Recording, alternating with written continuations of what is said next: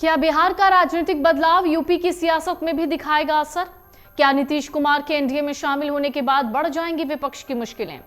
दरअसल बिहार के मुख्यमंत्री नीतीश कुमार के एनडीए गठबंधन में फिर शामिल होने से लोकसभा चुनाव के लिए बने विपक्षी गठबंधन इंडिया को तगड़ा झटका लगा।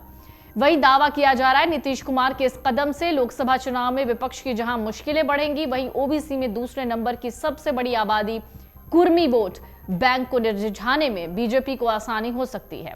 हालांकि यह भी वक्त बताएगा कि भाजपा के लिए नीतीश कितने फायदेमंद होंगे, लेकिन एक बात तय है कि बिहार के बाद यूपी में भी विपक्ष की मुश्किलें बढ़ जाएंगी। तो आइए जानते हैं कैसे। दरअसल यूपी में ओबीसी फैक्टर की बड़ी भूमिका होती है, इसलिए सभी दलों की नजर इसी वर्ग पर होती है। प्रदेश में लगभग 25 करोड़ की आबादी में लगभग 54% पिछड़ी जातियां हैं। इनमें मुस्लिम समाज के अंतर्गत आने वाली पिछड़ी जातियों की हिस्सेदारी लगभग 12% मानी जाती है। अगर मुस्लिम समाज की पिछड़ी जातियों को पिछड़ी जातियों की कुल आबादी से हटा दिया जाए तो हिंदू आबादी में लगभग 42% पिछड़ी जातियां आती हैं। इनमें सबसे ज्यादा 20% यादव, दूसरे नंबर पर लगभग 9% कुर्मी है। प्रदेश में लोकसभा की 80 सीटों में 2 दर्जन से ज्यादा सीटें ऐसी हैं जिन पर कुर्मी मतदाताओं की संख्या चुनावी परिणामों को प्रभावित करती है। प्रदेश में इस समय बीजेपी और गठबंधन के 8 सांसद कुर्मी समाज से आते हैं।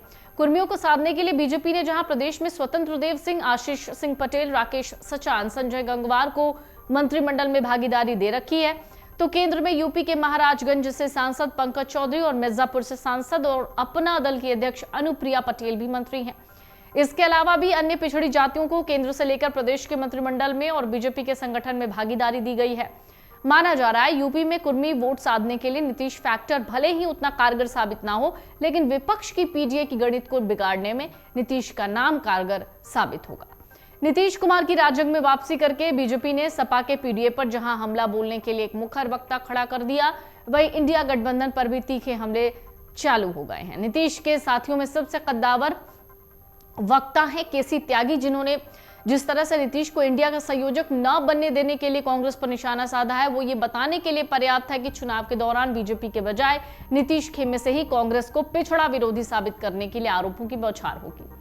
वहीं नीतीश कुमार के एनडीए गठबंधन में फिर से शामिल होने पर सपा अध्यक्ष अखिलेश यादव ने इसे विश्वासघात करार दिया। कहा, चुनाव में जनता इसका जवाब देगी।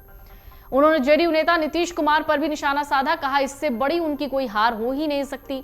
अखिलेश यादव ने सोशल मीडिया पर टिप्पणी की। कहा, भाजपा अपने जीवन काल में इतनी कमजोर कभी नहीं थी जितनी आज हो गई है। आज विश्वासघात का नया कीर्तिमान बना, जनता इसका करारा जवाब देगी। कोई आप पर विश्वास ना करे, एक व्यक्ति के रूप में किसी की इससे बड़ी हार कुछ और नहीं हो सकती।